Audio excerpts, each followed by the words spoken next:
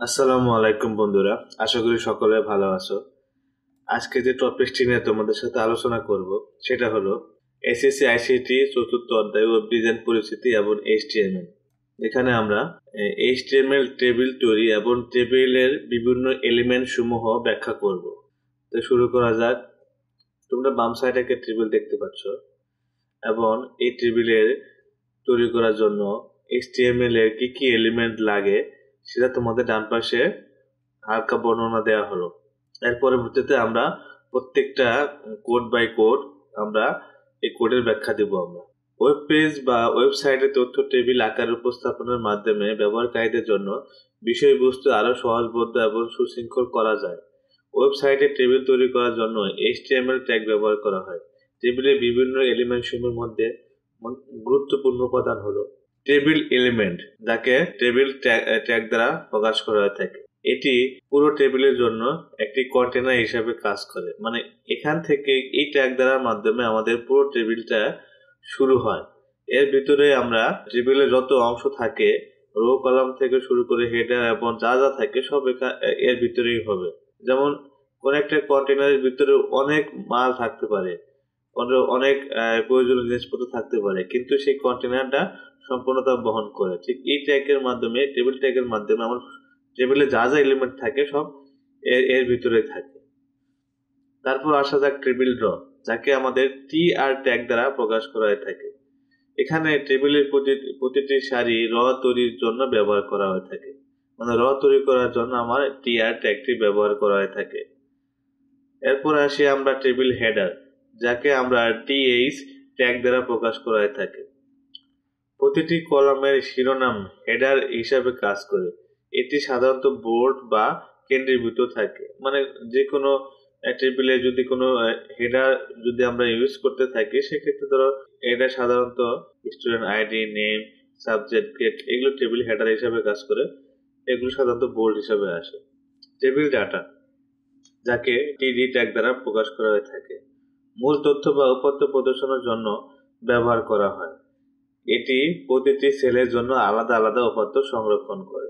মানে তোমরা যে টেবিলের ভিতরে যখন ডাটা দিবে, তখন তোমাদেরকে এই টিডি ট্যাগের মাধ্যমে এটা শুরু করা হয়ে থাকে। ক্যাপশন, ক্যাপশন ক্যাপশনকে ক্যাপশন ট্যাগ দ্বারা প্রকাশ করা হয়ে থাকে। টেবিলের শিরোনাম হিসেবে ব্যবহার করা হয়, যা টেবিল সম্পর্কে সংক্ষিপ্ত ধারণা দেয়। তোমরা উপর যে টেবিলের উপর দেখতে পাচ্ছ স্টুডেন্ট গেটস টেবিল, এই ক্যাপশনটা, এই যে টাইটেলটা, এটা এই ক্যাপশন থেকে আসে। তারপর আসে টেবিল হেড। টেবিল হেডকে টি হেড দ্বারা প্রকাশ করে থাকে। টেবিলের শিরোনাম অংশকে গ্রুপ করার জন্য ব্যবহৃত হয়। এতে সাধারণত একাধিক টিএইচ এলিমেন্ট থাকে। টেবিল বডি, টি বডি, টেবিলের প্রধান উপাত্ত অংশ এখানে থাকে। এটি একাধিক টিআর এবং টিডি এলিমেন্ট ধারণ করে। টেবিল ফুটার, যাকে টি ফুট দিয়ে প্রকাশ করা হয়ে থাকে। টেবিলের নিচের অংশে কিছু সংক্ষিপ্ত তথ্য বা সার সম্পর্কে প্রদর্শনের জন্য ব্যবহৃত হয়। আমরা এখানে এখানে শুধু হালকা বর্ণনা দিলাম, কিন্তু আমরা কোডের মাধ্যমে আমরা বোঝাবো যে কিভাবে এই ট্যাগ গুলো কাজ করে থাকে। প্রথমে বোঝার জন্য আমরা টেবিলটা আমরা নিলাম, টেবিলের জন্য আমরা পুরো কোডটা ব্যবহার করব এবং এই কোডটাকে এখন আমরা ছোট ছোট এই কোডটাকে ভেঙে ভেঙে পুরো টেবিলটা তৈরি করব। প্রথমে আমরা যে কোড শুরু করার আগে আমরা এই কোডগুলো লেখার জন্য আমরা একটা online HTML code editor use করবো, যেটা ডাব্লিউ3 স্কুল। গুগল ব্রাউজারে গিয়ে আমরা ডাব্লিউ3 এইচটিএমএল এডিটর লিখে সার্চ দিব। এইচটিএমএল এডিটর লিখে সার্চ দেওয়ার পরে আমাদের একটা এইচটিএমএল অনলাইন এডিটর আসবে। ওখানে তোমরা দেখতে পারবে ট্রাই ইট ইয়োরসেলফ, এখানে ক্লিক করার পরে আমাদের একটা এডিটরের প্যানেল আসবে। এখানে আমরা কোড লিখে রান করব।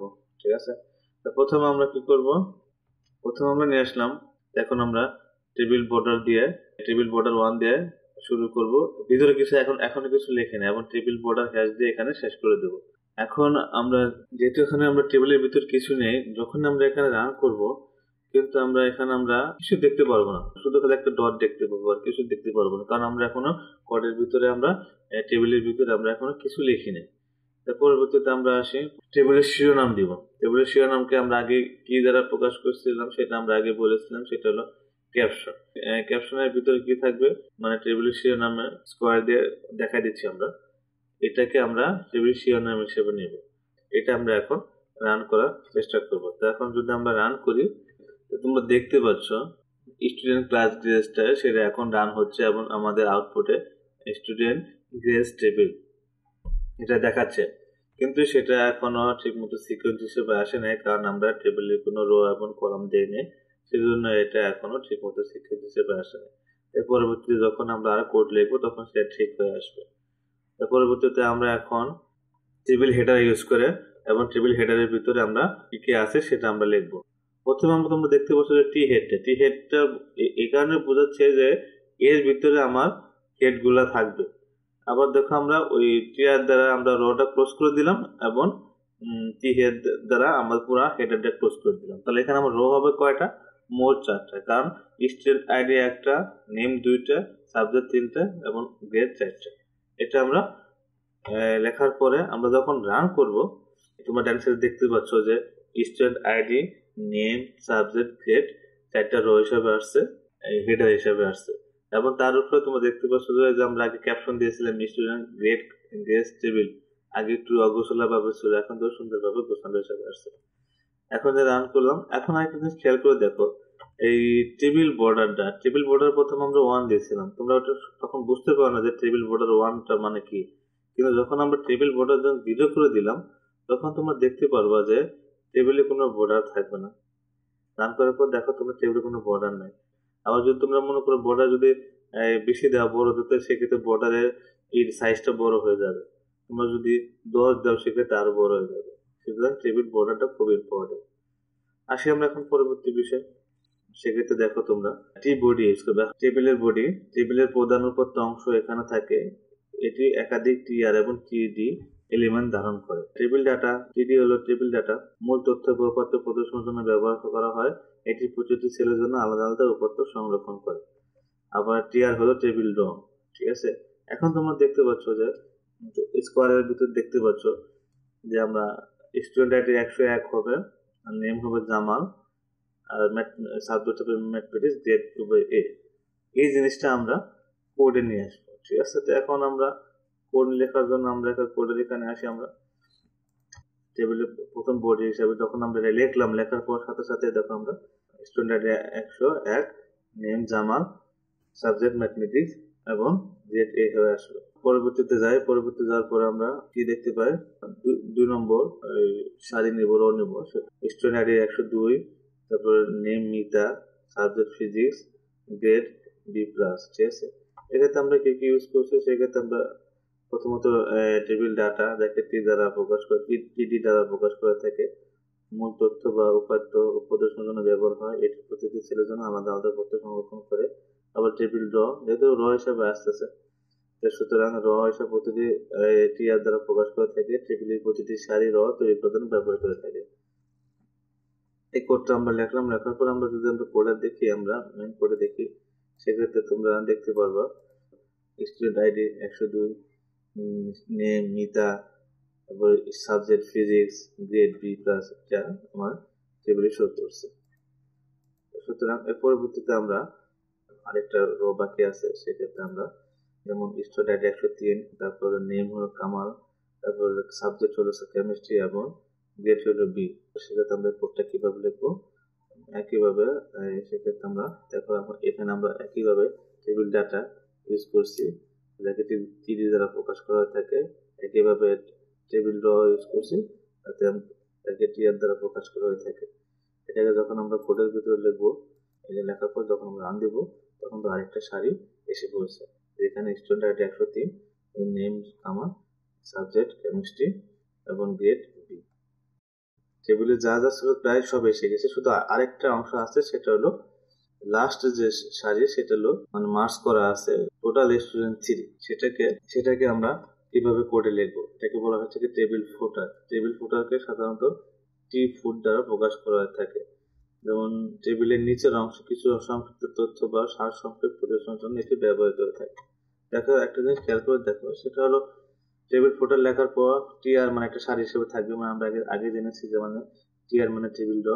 আবার টিডি মানে টেবিল বডির ভিতরে কল স্প্যান সমান সমান 4। মানে তুমি একটা জিনিস খেয়াল করে দেখো, এখানে কিন্তু আমার 1টা 2টা 3টা 4টা কিন্তু কলাম আছে, কারণ আমি এই 4টে কলামকে আমি একটা কলামে পরিণত করব, সেই জন্য আমার মার্জ করব। সেক্ষেত্রে আমাকে এখানে টেবিল কল সাম 4, মানে 4 লিখলে 4টে মিলে একটা হবে। তো সেখানে এর ভিতরে লিখবো আমরা হলো টোটাল স্টুডেন্ট 3, তারপর স্ল্যাশ 3 দিয়ে ক্লোজ করে দিলাম। একইভাবে স্ল্যাশ দিয়ে ক্লোজ করে দিলাম, একইভাবে ফুড দিয়ে ক্লোজ করে দিলাম। এটা লেখার পর আমাদের যে কোডটা আসবে, মানে যদি আমরা কোডে দেখি, কোডে লেখার পর তোমরা দেখো, যখন আমরা এটা নিচে দিকে কোডটা দেখো, যখন আমরা এটা রান করব, রান করার পর করলো একইভাবে টোটাল স্টুডেন্ট 3 একটা কলামের মধ্যে এসে পড়ছে, 4টে কলাম মিলে একটা কলাম মার্জ হয়ে গেছে। সুতরাং টিডি কল স্প্যান সমান যদি 5 দিতাম তাহলে কিন্তু আমার 5টা দেখাতো। টিডি কল সাম যদি আমি 3টা দিতাম, দেখাতো 3টা এই কলাম মিলে আমাকে একটা দেখাতো। এন্ড 4 যেহেতু 4 দিচ্ছে, তো 4টে কলাম মিলে আমাকে একটা দেখাচ্ছে, একটা মার্কস মিলে একটা দেখাচ্ছে। মানে 4টা কলাম মিলে মার্কসে আমাকে একটা দেখাচ্ছে। আশা করি তোমরা এই যে টেবিলটা সেটা সুন্দরভাবে বুঝতে পেরেছো। যদি কোনো সমস্যা হয়ে থাকে তো অবশ্যই আমাদেরকে জানাবে। ধন্যবাদ।